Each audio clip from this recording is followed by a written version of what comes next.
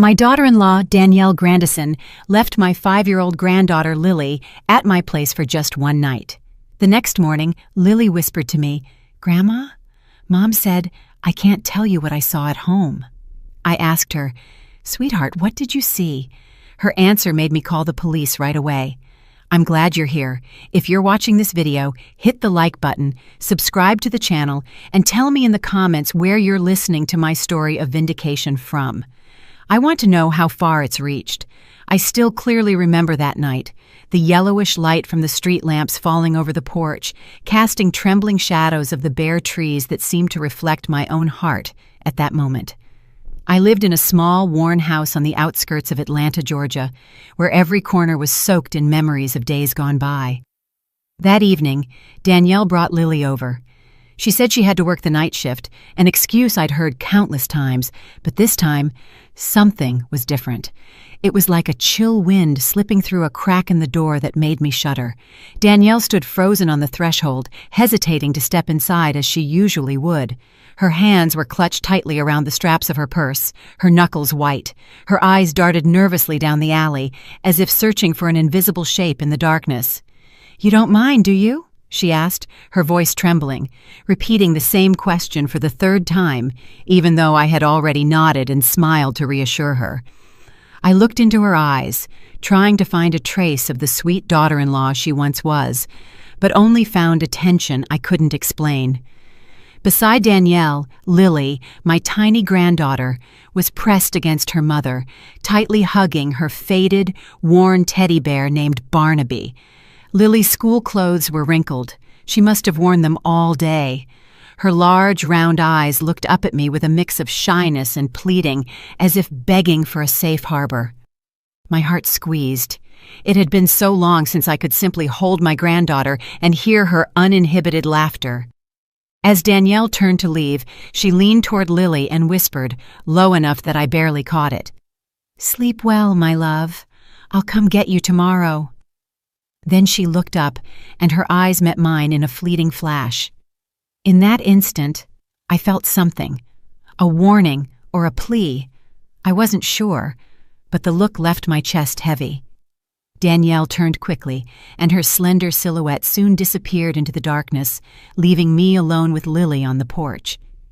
I took Lily's hand and led her inside.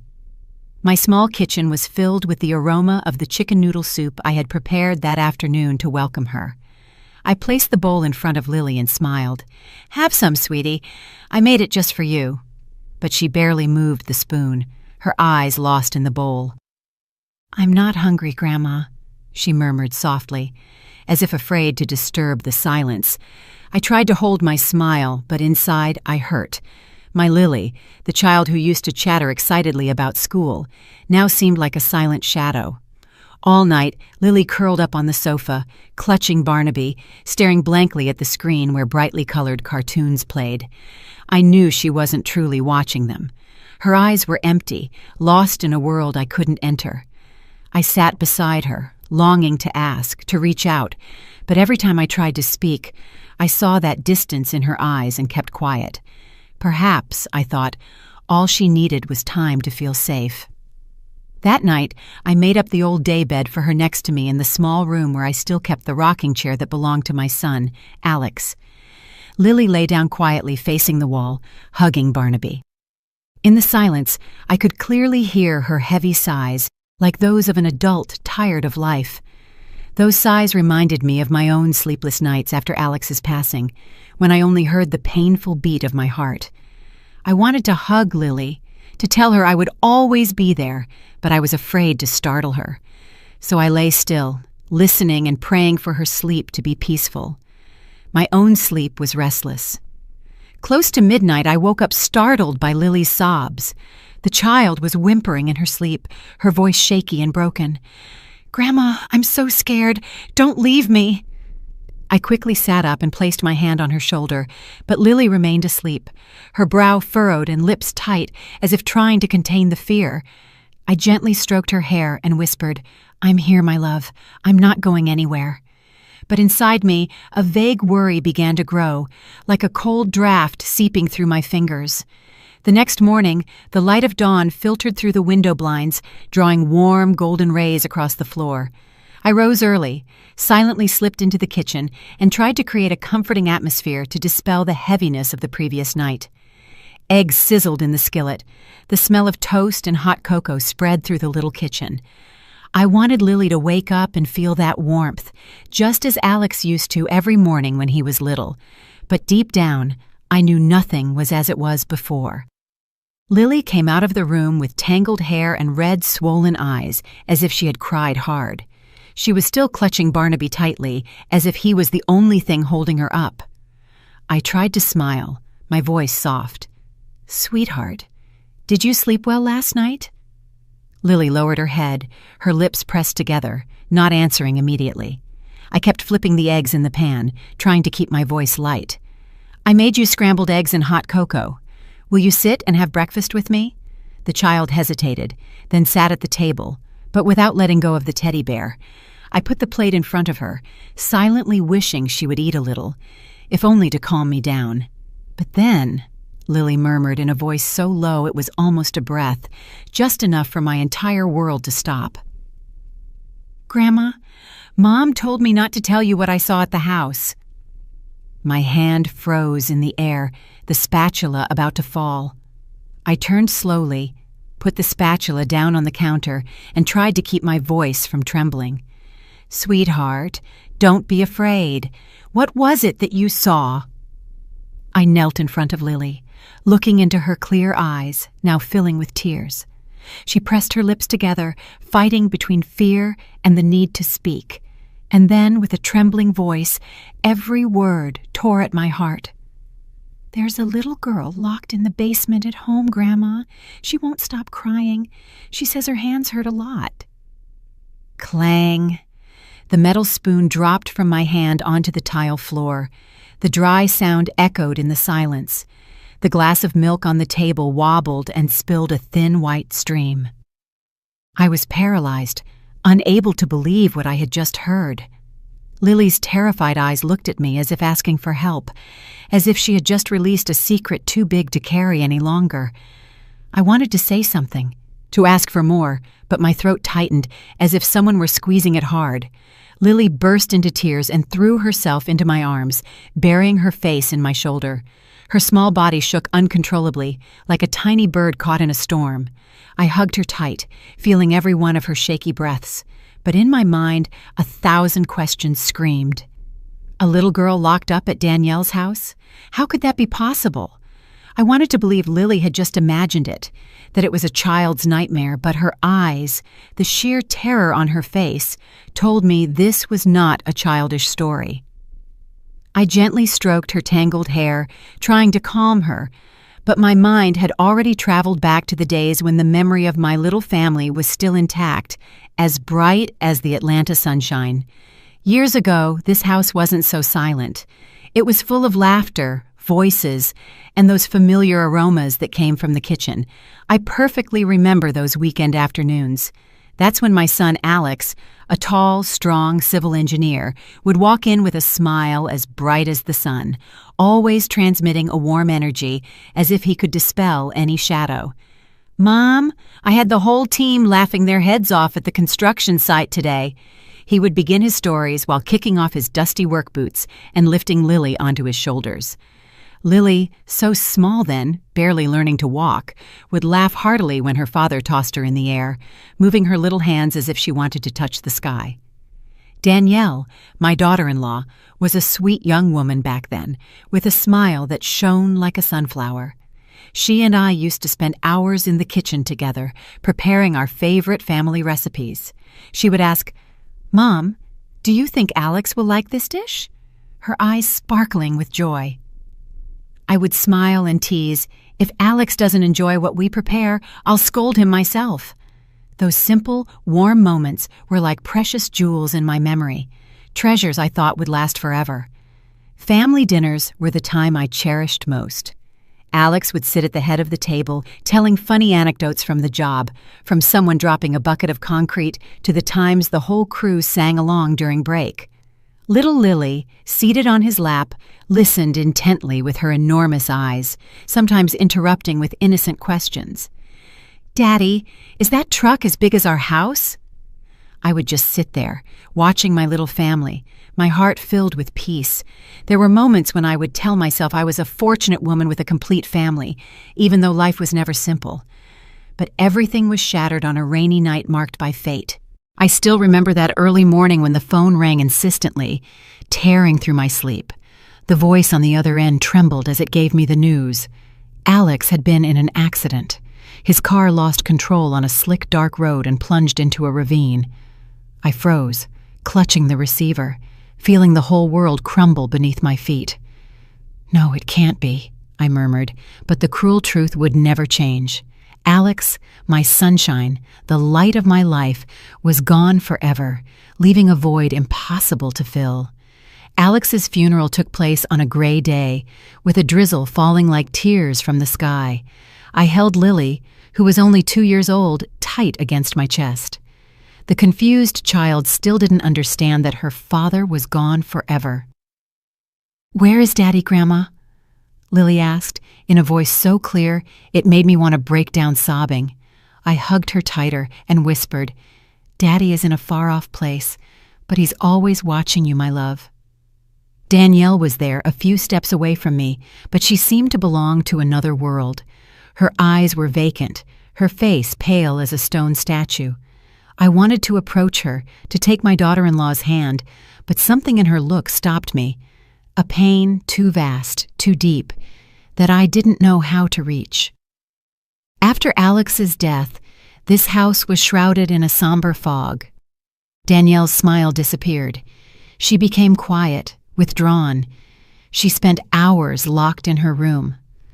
Some days I could hear her sobbing behind the closed door, but whenever I knocked to go in, she would reply coldly, "I'm fine, Mom. Don't worry." I wanted to believe Danielle would get over it, that time would heal the wounds, but I was wrong. The pain not only drove her away from me, but it also turned her into someone I no longer recognized. Not long after, Danielle decided to move to an apartment in a different neighborhood. "I need a fresh start, Mom," she told me in a monotone voice, avoiding my eyes. I understood that she didn't just want to leave this house. She also wanted to escape the memories of Alex, the memories that every corner and every object brought back. I didn't blame her, but my heart broke when Lily had to go with her. The child was the only light I had left in my life, and now I could only see her on the few weekends I was allowed to keep her. The house became vast and cold. I kept Alex's photo on the wall next to a family picture from an outing when Lily was just a baby, laughing heartily on her father's shoulders. Every night, I would sit in front of that photo and whisper to my son, "Alex, what should I do? I miss you so much." But only the wind whistling down the hallway would answer, reminding me that all I had left was solitude. On subsequent visits, I noticed Lily was changing. Her eyes, once bright and clear, now reflected a sadness difficult to name. She spoke less, smiled less, and whenever I tried to ask her anything, she would lower her head and hug Barnaby tighter, as if he were her only shield. "I'm fine, Grandma," she would always tell me, but her look told a different story. I asked Danielle, but she only gave me evasive replies. "Don't worry, Mom. I take good care of Lily." I wanted to believe her. I wanted to think she was doing everything she could to be a good mother, but an ever-growing unease consumed me. I had no choice but to swallow my tears and watch helplessly as my granddaughter slowly drifted away. And it was then that this veil of secrecy was torn away by a terrifying whisper from my little Lily's mouth.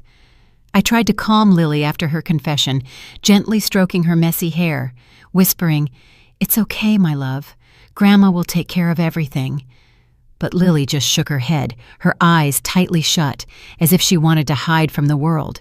She pressed Barnaby, the worn teddy bear who had become her only friend in those lonely days, against her chest. I wanted to ask her more, to pull out more details, but seeing her tiny shoulders shaking, I didn't have the courage to insist. "Come on, sweetheart. Rest for a little while. I said, my voice as sweet as I could make it, even though a hurricane was raging inside me with fury. That afternoon, I decided to take Lily to school. The child needed the familiar atmosphere of the classrooms and her friends to momentarily forget the fear that was consuming her. I took her hand as we walked along the familiar gravel path, but every step weighed heavily on me. Lily remained silent the whole way. She only looked up occasionally, as if she wanted to say something, but didn't dare. I smiled, trying to hide the anguish gnawing at me. "What are you going to learn today at school?" I asked, but Lily just shook her head without answering. I knew she was carrying a weight too great for her age. When we arrived at the school, I decided to stay a moment to speak with Ms. Jenkins, Lily's teacher. Ms. Jenkins was a middle-aged woman with kind but sharp eyes, always attentive to her students. I found her in the teacher's lounge, where the smell of chalk and paper still lingered. "Ms. Jenkins, can I speak with you for a moment?" I asked quietly, as if afraid someone might overhear. Ms. Jenkins looked at me with a slight frown of concern. "Of course, Mrs. Grandison. Has something happened with Lily?" I sat down on an old wooden chair in the room and told her what Lily had told me that morning. My voice trembled as I mentioned the girl locked in the basement. Ms. Jenkins listened attentively, her brow furrowed and hands tightly clasped. When I finished, she hesitated for a few seconds, as if choosing every word. "Mrs. Grandison, I've also noticed that Lily has changed recently. She gets startled easily. Sometimes she spaces out in class and can't focus." She paused, looking at me with unease. "In art class, she's been drawing very strange pictures. It's almost always a solitary child in a dark room. Behind her are messy black lines, like bars." My heart shrank as if someone were squeezing it. Those black lines like bars. Ms. Jenkins' words were a direct hit, confirming my fears. "Do you think that's something out of the ordinary?" I asked, almost whispering. Ms. Jenkins shook her head, her gaze troubled. "I can't say for sure, ma'am, but I am worried about her emotional state. She might be going through something very difficult."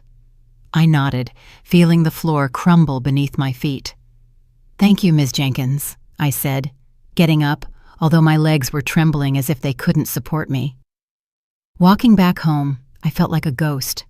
The images of Lily's drawings, the girl in the dark room and the black lines like bars, wouldn't let me go. I wondered what Lily had seen. Was there truly a child locked up, or was it just the imagination of a deeply wounded little girl? But her frightened eyes, her trembling voice, wouldn't let me dismiss the story. I needed more clues, more proof to understand what was happening. In the afternoon, I sat on my porch, watching the red crepe myrtles bloom in the yard. The wind blew strongly, and I shuddered, as if it carried a warning. Suddenly, I saw Mr. Sterling, the elderly, kind neighbor, walking by. Mr. Sterling was well liked throughout the neighborhood, a widower with a sharp gaze, as if nothing on that street could escape him. Seeing my distressed appearance, he stopped, resting his wooden cane on the step. "Mrs. Grandison, are you all right?" he asked. "You look like you've seen the devil himself." I smiled weakly, trying to hide my concern. "I'm just a little tired, Mr. Sterling. How are you?" But he wasn't fooled. He sat on the wooden bench next to me and said in a grave voice, "Mrs. Grandison, I know you aren't one to worry over nothing. Is something going on with Lily?" I hesitated, unsure whether I should share it, but remembering Lily's scared look, I decided to tell him only a part, just enough to probe. "Lily told me something strange about a little girl at Danielle's house. I don't know what to think anymore." Mr. Sterling frowned. His eyes narrowed. After a moment of silence, he lowered his voice, as if afraid someone might hear. "Mrs. Grandison, there's something I haven't told anyone. One night last week I couldn't sleep, so I went out to the yard. I saw Danielle rushing into the house, holding hands with a little girl. It certainly wasn't Lily. It was very late, past midnight." He stopped, looking at me as if unsure if he should continue. I also heard a muffled cry. At the time I thought it might be sick Lily crying, but now that I hear your story, it seems strange. Mr. Sterling's words struck me like lightning. My heart pounded fiercely. My hands gripped the edge of my coat. "Are you sure, Mr. Sterling? Did you get a good look?" I asked, my voice trembling. He nodded, his gaze thoughtful. I couldn't make out her face, but it wasn't Lily. She was smaller, with shorter hair. "I didn't want to say anything for fear of misjudging Danielle, but please be careful." I nodded, feeling loose pieces start to fit into a terrifying puzzle in my mind. That night, Danielle came to pick up Lily. I stood in the doorway, watching her enter, my heart heavy. Her gaze, sharp as a knife, scanned my body up and down, as if assessing how much I knew. "Thanks for watching, Lily," she said coldly, without a hint of her former warmth. Lily hid behind her mother, hugging Barnaby tightly, looking at me with anxious eyes. I wanted to hold her back, to ask more questions, but Danielle's glare stopped me. She took Lily's hand and quickly pulled her away, without another word. I remained on the threshold, watching their silhouettes disappear down the alley, my heart oppressed. At dawn, I woke up with an unbearable weight in my chest, as if the whole world was against me. I had decided to step out of my comfort zone and face the truth, no matter how much it hurt. I took the first bus toward the downtown precinct, sitting silently in the back, looking through the foggy window. The familiar streets passed by, but that day they felt distant, cold. The police precinct building appeared before my eyes, an old building with stained walls. I went inside, and the air, heavy with the smell of damp paper and burned coffee, intensified my anxiety. I stood in front of the front desk, my hands trembling as I clutched my coat, trying to keep my voice steady. "I need to speak with the officer in charge," I told the young patrolman who was glancing through some records. He looked at me with a spark of curiosity, and then led me to a small room where Commander Davis was sitting behind a scratched wooden desk. Commander Davis was a middle-aged man with a hardened face and tired eyes, as if he had witnessed too many painful stories. I sat down, took a deep breath, and began to tell him everything.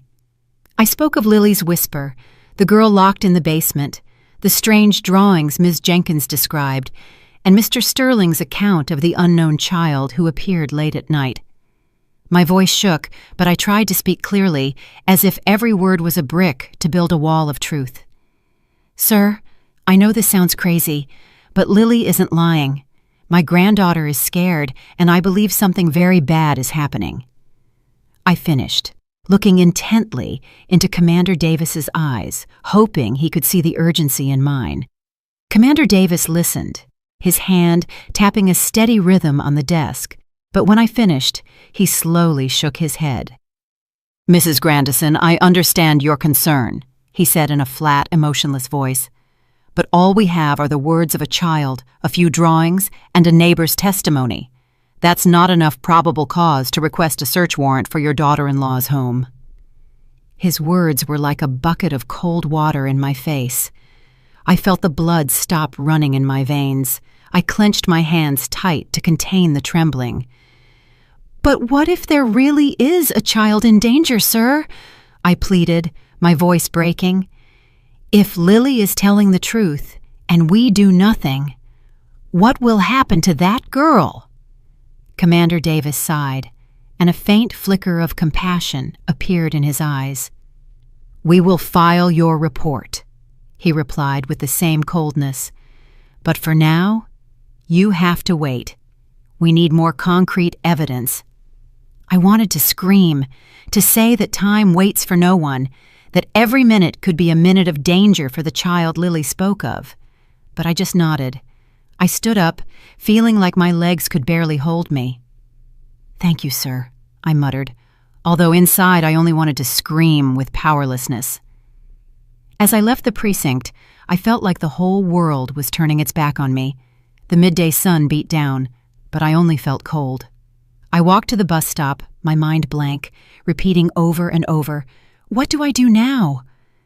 I had hoped the police would act immediately, that they would believe Lily's words, but now all I had left was solitude and the fear of not being able to protect either my granddaughter or that nameless child. That afternoon, I went to the market to buy some food, trying to occupy myself with the mundane to stay calm. But as I walked between the familiar stalls, I heard the whispers. "Poor old Mrs. Grandison. She's losing her mind. She must have head troubles," a fish vendor murmured to her colleague, loud enough for me to hear. "Who accuses their own daughter-in-law of kidnapping children?" I stopped, feeling a dagger in my heart. I turned toward her, but she immediately lowered her head, pretending to busy herself with the fish on her table. I knew it instantly. Danielle had acted faster than I thought. She had already spread the word throughout the neighborhood, saying I was delusional from missing Lily so much that I had invented a story to get my granddaughter back. I returned home with a heart as heavy as a stone.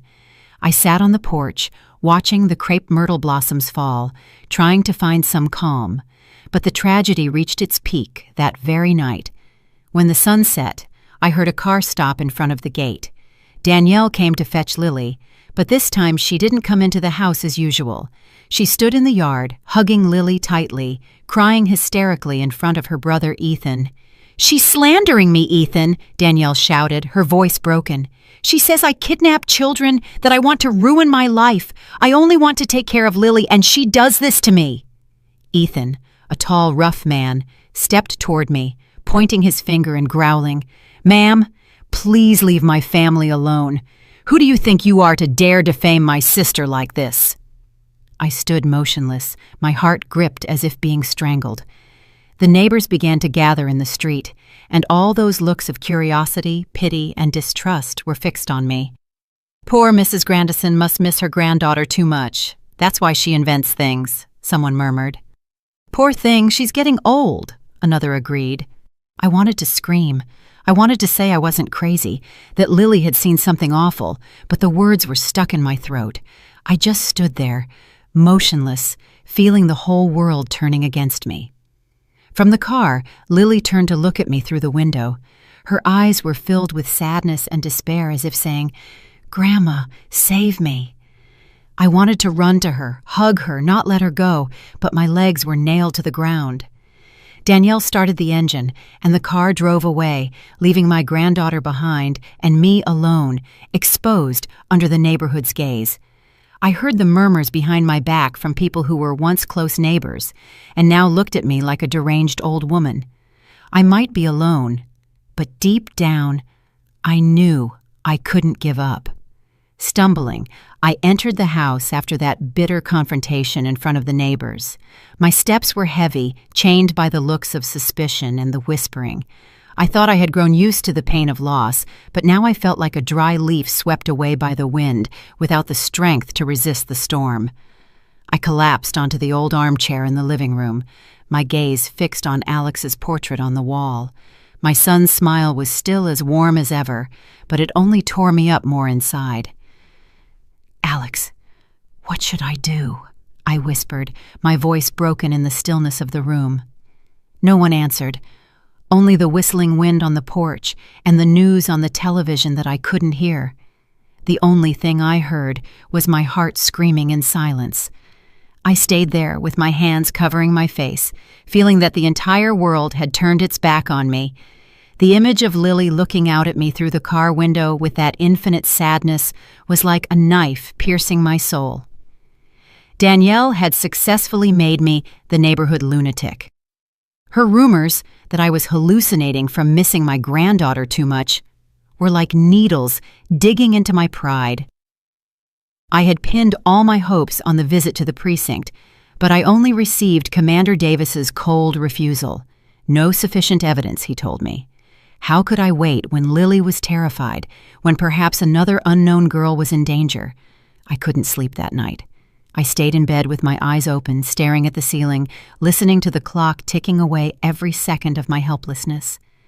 Every time I closed my eyes, I saw Lily's look or heard her dreadful whisper again, "There's a little girl locked in the basement." I turned, hugging the pillow where Lily had slept the night before, as if it still held her scent, as if it could give me strength to continue. But all I felt was a cold emptiness in my chest. I asked myself, "Clara, are you doing the right thing? Or are you truly just a delusional old woman, as they say?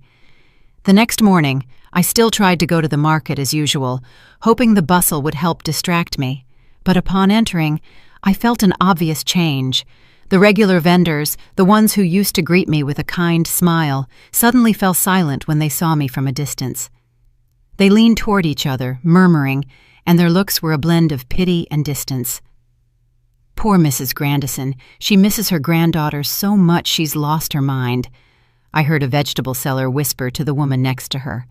I lowered my head, hurried my pace, and pretended not to have heard, but every word struck me like a hammer blow to the chest. I wanted to scream, to tell them I wasn't crazy, that Lily had seen something terrible, but I knew doing so would only make everyone believe Danielle's story even more. On my way back home, I ran into Brenda, my closest friend in the neighborhood. She stood at the gate with a wicker basket in her hands, and her face filled with worry when she saw me. Unlike the others, Brenda didn't avoid me. She came closer, led me to a corner by the fence, and squeezed my hands tightly. "Clara, I know you," she said, in a low but firm voice. "I don't believe you would invent this. I saw Lily's eyes last night when Danielle took her away. The child was scared. Clara, if you give up now, that regret will stay with you for the rest of your life." Her words ran down my spine like lightning. They didn't dispel my despair, but they ignited a tiny spark of hope. I took her hand, tears close to falling. "Brenda, thank you," I whispered. "But I don't know what to do anymore. No one believes me." Brenda squeezed harder, with a determination in her eyes that I hadn't seen in myself for a long time. "You have to keep going, Clara, for Lily and for yourself. Don't let the gossip make you retreat." I nodded, though my heart was still heavy. Brenda was right. I couldn't give up. But what could I do when I felt like the whole world was against me? That afternoon, I started trimming the crepe myrtles in the yard, seeking a little calm in the routine. The red petals fell to the ground like small drops of blood, increasing my unease. Suddenly, I heard hurried footsteps. Mr. Sterling, the elderly neighbor, appeared at the fence with a package of coffee in his hand and a mysterious look on his face. "Mrs. Grandison, you have to see this," he said, lowering his voice as if afraid someone might hear him. I stopped what I was doing, my heart sinking. "What's wrong, Mr. Sterling?" I asked, approaching him. He led me inside, firmly closed the door, and took an old cell phone out of his pocket. "I asked my nephew at the corner store to check the security cameras from last week," he explained, his voice trembling with emotion. "Look, Clara, I think you need to see this." The screen lit up, showing blurry, grainy images. I held my breath and watched the video. It was Danielle, my daughter-in-law, the woman who was once part of my family, leading an unknown little girl by the hand, rushing her into her house late at midnight. The little girl was wearing worn pajamas with tangled hair and a figure smaller than Lily's, walking awkwardly as if she was afraid. I, Clara, a woman of 65 years, felt the floor open up beneath me. Lily's murmur about a girl locked in the basement was no longer the confused story of a child. It was the truth, and this video was the evidence I had prayed for. I looked at Mr. Sterling, my voice catching in my throat. "Mr. Sterling, are you sure there isn't some mistake?" I asked, although deep down I already knew the answer. He nodded firmly, his gaze more serious than ever. "There can be no mistake, Mrs. Grandison. I saw that scene with my own eyes. I just didn't imagine the camera recorded it too. I was in the yard that night, and I know it wasn't Lily." His words were like a stab, painful, but they also gave me strength. I clutched the phone tightly, as if it were the only life preserver in the storm that was sinking me. "Thank you, Mr. Sterling," I whispered, close to tears. "You don't know how important this is to me." Without a second thought, I decided I had to take that video to the precinct immediately. I couldn't wait any longer. Every minute that passed was a minute in which the girl in the video, and perhaps Lily too, remained in danger. I quickly put on an old coat, covered my head with a scarf, and left Mr. Sterling's house with my heart burning. The gravel path leading to the precinct seemed longer today, every step heavy, but filled with determination. I thought of Lily, her frightened eyes, and Alex, my son, who would surely want me to protect his daughter at all costs. Upon entering the precinct, the air smelled the same, old paper and burned coffee. But this time, I didn't feel afraid. I had proof, and I wouldn't leave until they acted. I immediately asked to speak with Commander Davis. The young patrolman at reception looked at me, perhaps noticed the urgency in my eyes, and quickly led me to the familiar room. Commander Davis was sitting behind the desk, his face stern and his eyes tired. "Mrs. Grandison, back again?" he said with a hint of surprise. "Is there anything new?" I took a deep breath, placed Mr. Sterling's cell phone on the desk, and said, "Sir, I have evidence. Please look at this video." I played the clip, and the image of Danielle and the unknown girl appeared on the screen. I recounted what Mr. Sterling had seen, what Lily had told me, and also the strange drawings she had made at school. My voice trembled, but I tried to sound clear and firm. "That's not Lily, and I don't know who this girl is, but I believe she's in danger." Commander Davis watched the video, barely frowning, but his gaze was still full of doubt. "It could be that she was just watching a friend's daughter," he said, in a monotonous tone. His words were another dagger that made my heart sink. I couldn't let him dismiss this evidence. I leaned forward, almost begging. "I implore you, investigate further. That girl isn't from our neighborhood. I've lived there for so many years, I know, and Lily, my granddaughter, is scared. She talks about a girl locked in a basement crying, saying her hand hurts. I beg you, believe me." Perhaps the urgency in my voice or the despair in my eyes made Commander Davis hesitate. He signaled to a nearby young officer. "Check if there's any missing person report that matches this girl's characteristics," he ordered seriously. The officer nodded, checked the files, and began typing quickly on the computer. I remained seated, my heart pounding hard, my hands gripping the edge of my coat, as if holding on to my last hope. A few minutes later, the young officer suddenly shouted, "Commander, look at this! The girl in the video has characteristics that match Chloe Vance, age 5, reported missing 2 weeks ago in the neighboring county." He showed the computer screen to Commander Davis, and I watched his face change instantly. His tired eyes now shone with a seriousness I had never seen before. He stood up abruptly and said firmly, "Verify the information immediately. Contact the neighboring precinct. Request the complete disappearance file." My heart hammered hard within my chest, as if it were about to burst. This was it. This was the proof I needed. The name of the girl, Chloe, was like a lightning bolt that pierced the darkness of my soul. I looked at Commander Davis, tears about to spill, but I contained them. "Thank you, sir," I whispered, my voice choked. "Thank you for listening." Commander Davis didn't respond, only nodded, but in his eyes, I saw a shift. There were no longer doubts, only cold determination. At that moment, the precinct door burst open, and some worried neighbors entered.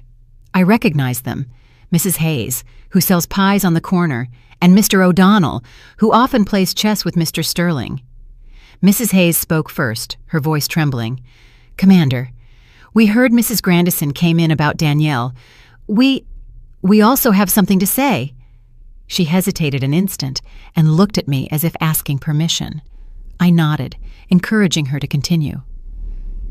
"We've heard crying, strange noises at Danielle's house, even on nights when Lily was staying with Mrs. Grandison. At first, we thought it was just kids having tantrums, but now we're not so sure." Mr. O'Donnell nodded and added, "I once saw a light flickering in her basement right before dawn. I didn't think much of it, but now that I think about it, it seems strange." Their words were like the final pieces of a puzzle, completing the terrifying image already forming in my mind. I looked at Commander Davis, hoping he saw the gravity of the situation. He nodded, and not a trace of doubt remained in his eyes. "There is sufficient evidence, ma'am," he said firmly. "We will request a search warrant immediately." I nodded as tears finally streamed down my face. For the first time, after so many dark days, I saw a ray of hope. I returned home after leaving the precinct, my mind in a knot, happy that they had finally decided to act, but also fearful of what was to come. I thought I was already used to life's storms, but now I was facing a hurricane I didn't know if I could withstand. Mr. Sterling's video, the confirmation about Chloe, and the neighbors' accounts had ignited a spark of hope, but they also made me shudder at the thought of what I was about to face. Danielle, my daughter-in-law, who was once part of my family, was now on the other side of the truth, and I didn't know what awaited me when the veil of secrecy was lifted. I couldn't sleep that night. The drumming of the rain on the sheet metal roof sounded like a war drum resounding in the small house. I sat in the living room, under the yellow light that cast shadows on Alex's photo on the wall. My son's smile was still gentle, but his eyes seemed to look at me as if saying, "Mom, you have to be strong." I clasped my hands and murmured a prayer, asking Alex's spirit to protect Lily, my granddaughter, and little Chloe, that innocent girl I had never met, but who was now the reason I had to keep fighting. "Alex, help me," I said, my voice broken. "Help me protect them." I thought of Lily, my granddaughter's frightened look, and the terrifying whisper in the kitchen that morning. I thought of Chloe, the girl in the video, with her ragged pajamas and stumbling walk. Every image was like a stab that hurt my heart, but also gave me more determination. I couldn't allow those children to keep suffering for a single minute more. But I was also afraid that when the truth came to light, it would shatter the little that remained of my family. Danielle, though changed, was still Lily's mother, the one who once called me Mom. How could I face her? How could I bear the truth that she might be involved in something so horrible? The next morning, I went to the market as usual, trying to cling to my routines so I wouldn't sink into anguish. But the atmosphere at the market was different. Curious stares and murmurs followed me like a shadow. "There goes Mrs. Grandison again, accusing her daughter-in-law," a fruit vendor murmured to the woman next to her, believing I didn't hear. "She must miss her granddaughter so much, she's gone crazy."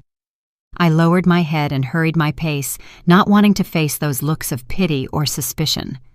I bought a few necessities, some vegetables, some bread, and quickly returned home with a heavy heart. I no longer cared about the gossip. I only wanted to focus on Lily, on Chloe, on what was to come. Around noon, Brenda, my lifelong friend, arrived with a hot casserole. She entered the house, placed the dish on the table, and sat beside me, squeezing my hand tightly. "Clara, be brave," she said, her voice warm but firm. "I know how much you're suffering, but the truth will come out. Don't let the chatter make you back down." I looked into her eyes and found deep empathy there. She was one of the few people who hadn't turned her back on me, who didn't see me as a delusional old woman. "Brenda, I'm scared," I confessed, my voice trembling. "If the truth is too terrible, I don't know how I'll face it. Lily, my granddaughter, what will become of her and her mother?" Brenda squeezed my hand tighter, interrupting me. "Clara, you are the strongest woman I know. You lost Alex and still stood tall for Lily. Don't doubt yourself. You are doing the right thing." Her words were like a small flame that warmed my cold heart. I nodded, tears streaming down my cheeks. "Thank you, Brenda," I whispered. "I'll do my best."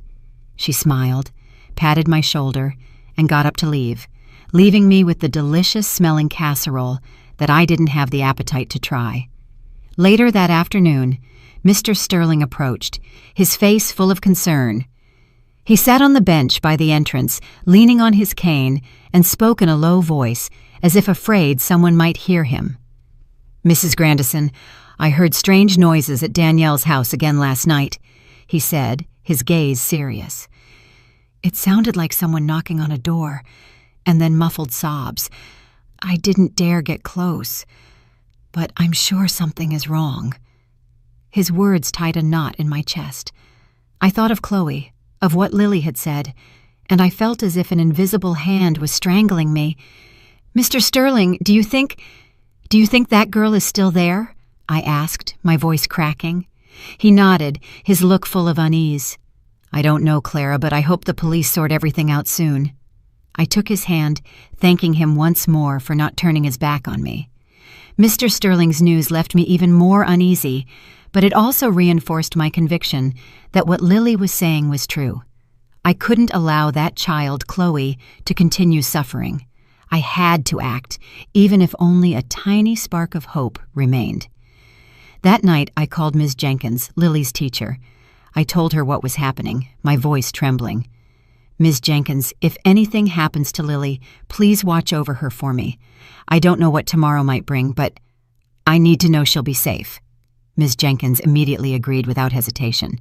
Mrs. Grandison, don't worry. I'll keep an eye on Lily. You do what you have to do.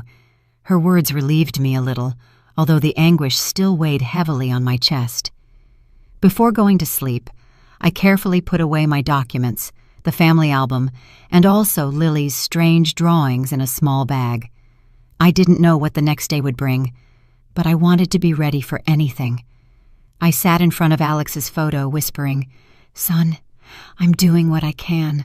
I won't let Lily suffer anymore." I closed my eyes, seeking a bit of peace, but my heart remained unsettled. Suddenly, in the dead of night, the phone rang sharply, breaking the silence of the house. I started and answered immediately, my heart pounding. It was Commander Davis's voice, brief but firm. "Mrs. Grandison, we are executing the search warrant at Danielle Grandison's house at dawn tomorrow. Be ready." I slumped into the chair, the receiver trembling in my hands. "Thank you, sir," I muttered, my voice broken. "I'll be ready." I hung up and looked out the window, where the rain was beating relentlessly. Its sound was a reminder that the true storm was about to arrive. The next morning, I woke up before dawn.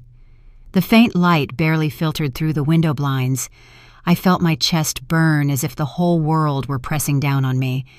Today was the decisive day, the day when the truth, painful or terrifying, would come to light.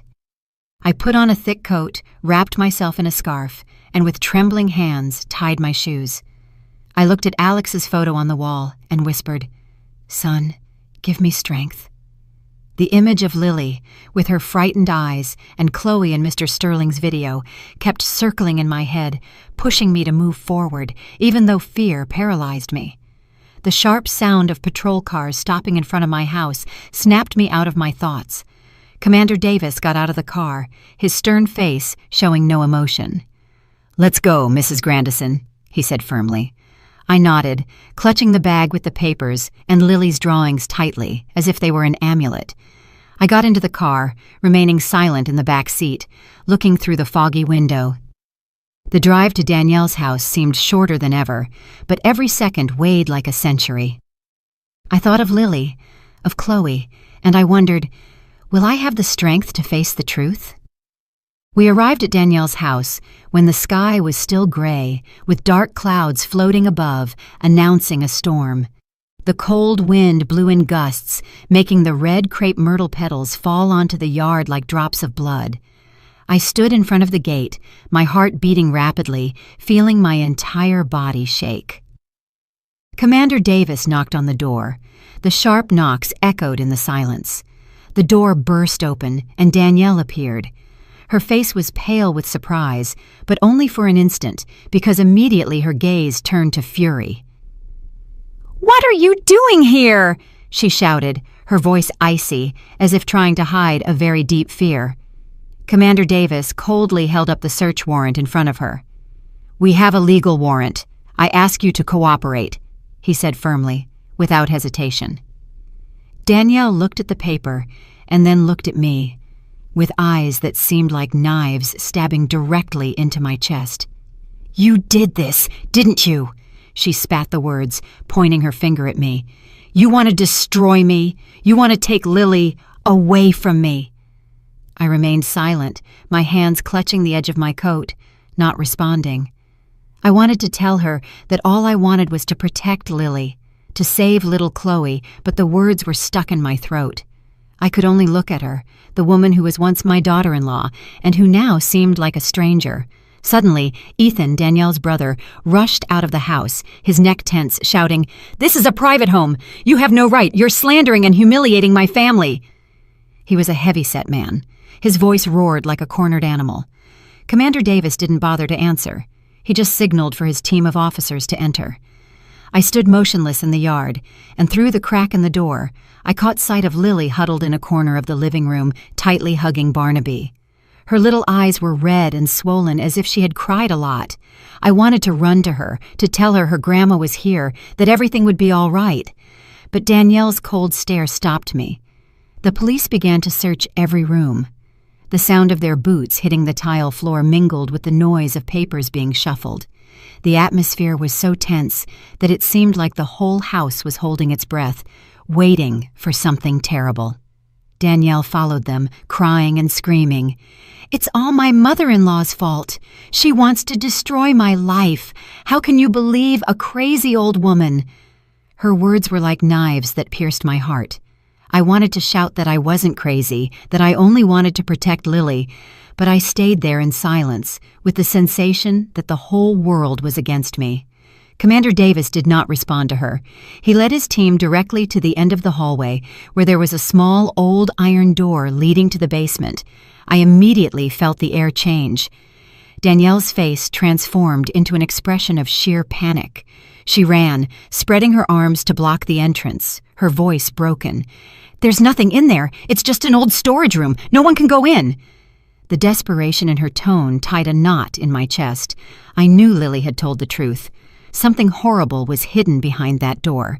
One of the officers stepped forward, calmly putting the master key into the rusty lock.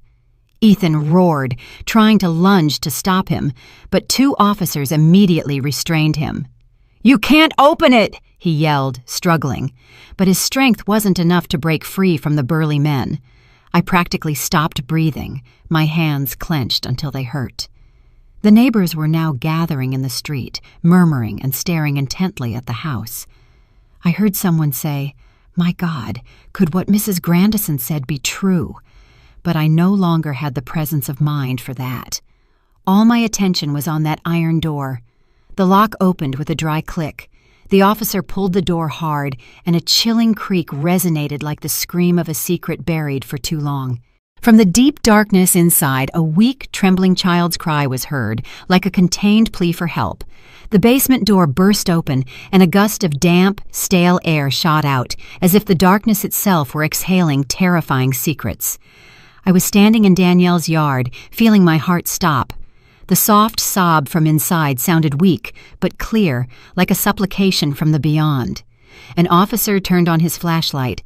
The beam of light quickly scanned the stained walls, the destroyed cardboard boxes, and then, from a shadowy corner, a small silhouette stumbled out. It was Chloe, the girl from the video, the girl Lily had spoken about with fear in her eyes. Her hair was matted, her face covered in dust, her ripped pajamas clinging to her thin body. Her left arm was wrapped precariously in a dirty rag, and her wide eyes looked in panic at the strangers around her. I was stunned. My legs gave way, and I had to grab the porch column tightly to keep from falling. The image of Chloe, so small and fragile, was like a knife wound to the heart. I thought of Lily, of what she had had to witness, and tears streamed from my eyes, rolling down my cheeks. "Chloe," I whispered, my voice breaking, as if naming her could somehow alleviate her pain. A female officer ran forward, lifting Chloe into her arms, pressing her against her chest to protect her. "Call EMS now!" she shouted, her voice filled with urgency.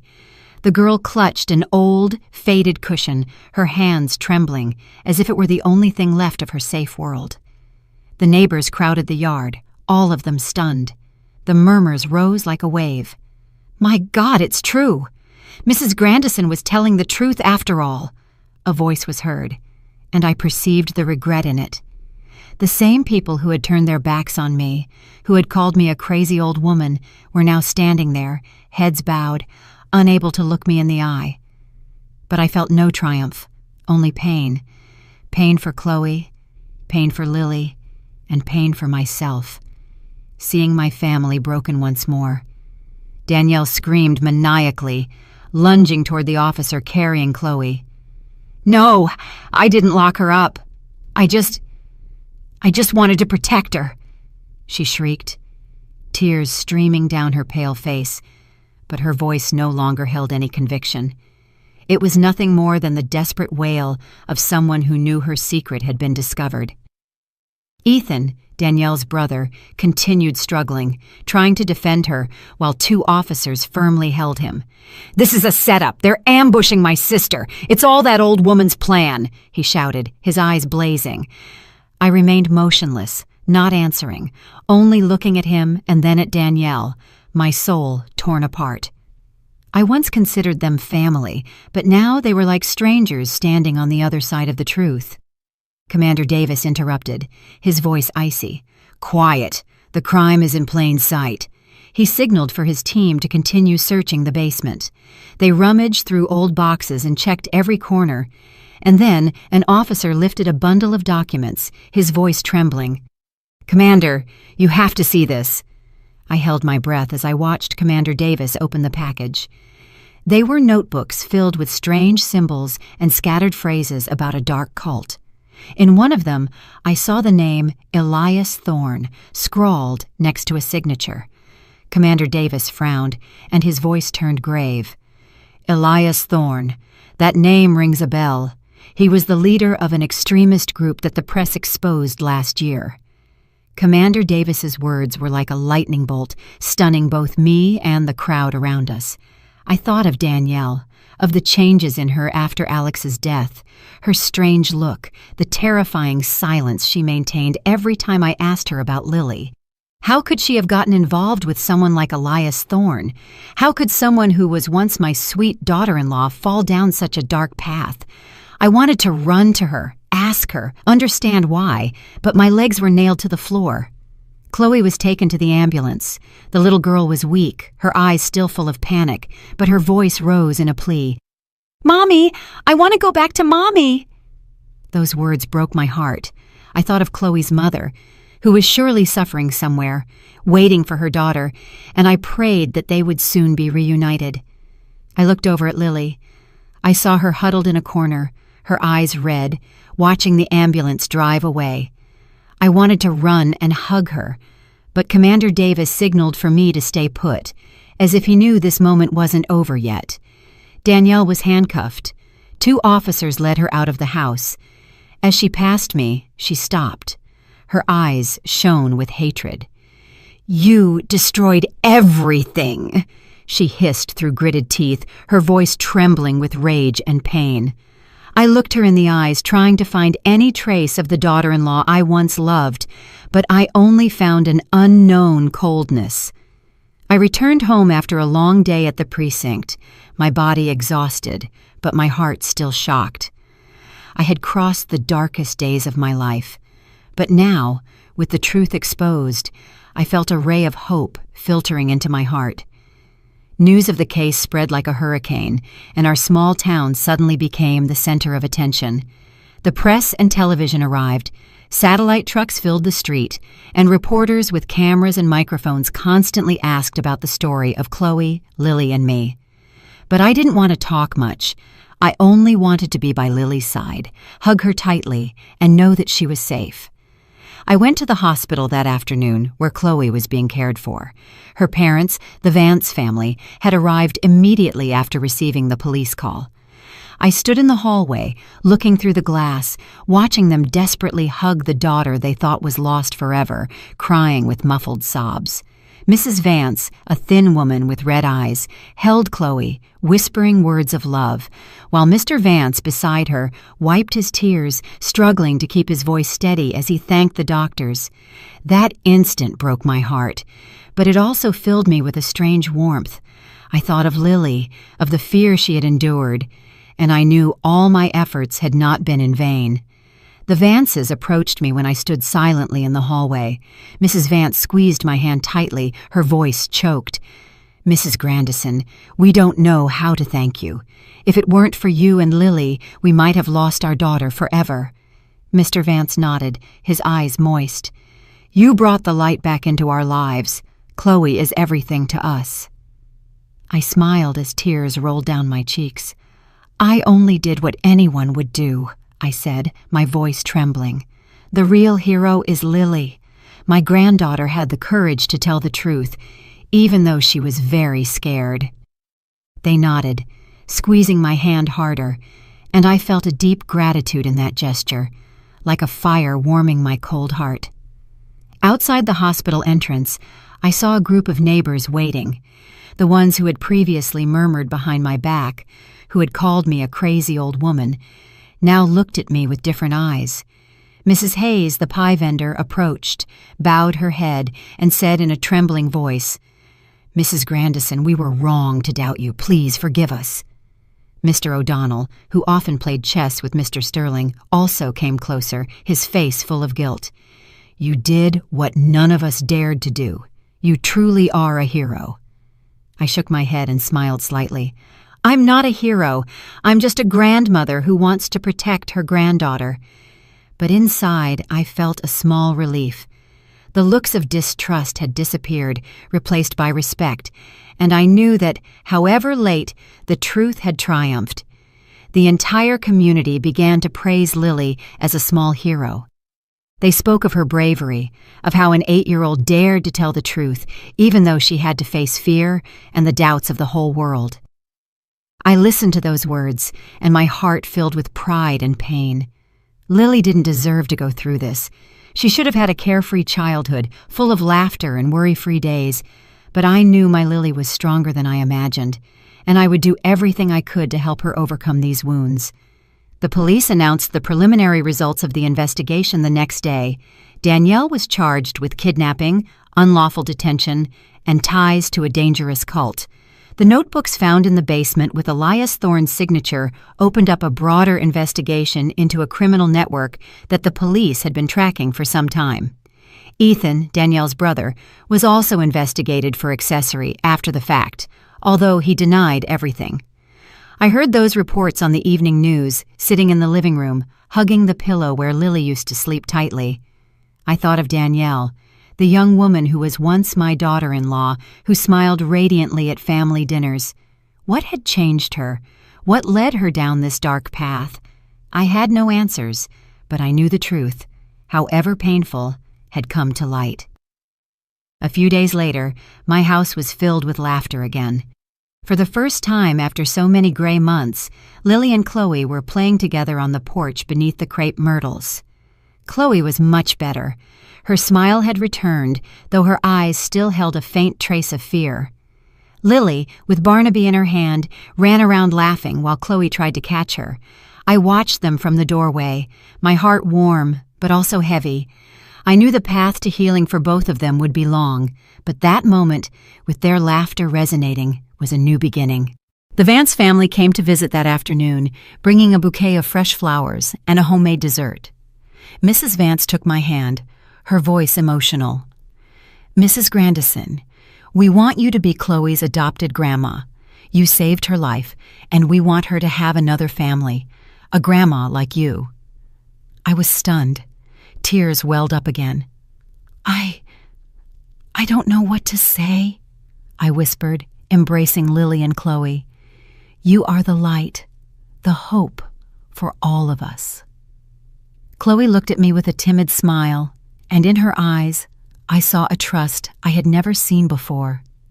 That night, when Lily snuggled beside me in bed, she asked in a small voice, "Grandma, am I really a hero?" I smiled and kissed her sun-scented hair. "Yes, my love, you are your grandma's bravest hero, because you dared to believe the truth and say it out loud." Lily smiled for the first time after so many days, and I saw the light return to her eyes. She hugged me tightly, whispering, "I love you, Grandma." I held her close, silent tears falling. "I love you too, Lily." Outside, the night breeze gently moved the crepe myrtle, letting petals fall beneath the bright moon. I closed my eyes, feeling a strange peace. I thought of Alex, his smile, and I knew that from heaven my son was smiling too. He must have been proud because his daughter had saved a life, and because the truth had finally conquered the darkness. I hugged Lily tighter and silently whispered in my heart, "Alex, I did it. I kept my promise to you." And in that instant, I knew that even though there were still challenges ahead, the light had returned to our small family. The story you have just heard has been modified in names and places to protect the identities of the people involved. We do not tell this to judge, but with the hope that someone will listen and stop to reflect. How many mothers are suffering in silence inside their own homes? I truly wonder, if you were in my place, what would you do? Would you choose to remain silent to keep the peace, or would you dare to face everything to reclaim your voice? I want to know your opinion, because every story is like a candle that can light the way for someone else. God always blesses, and I am convinced that courage leads us to better days. Thank you for staying with me until this moment.